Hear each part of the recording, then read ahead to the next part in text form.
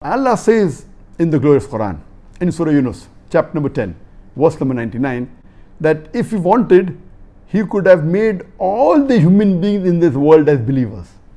So for Allah to make 100% of the human beings, now there are more than 7.75 billion human beings, for Allah to make all the human beings as believers, as Muslim, is very easy, kun fayakun.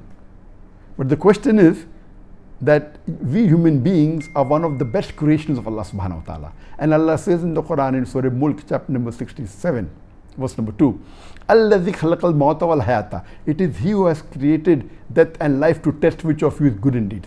So this life is a test for the hereafter. So when you are coming for a test, for an examination, the supervisor cannot help you, and even if you do something wrong, can pass you.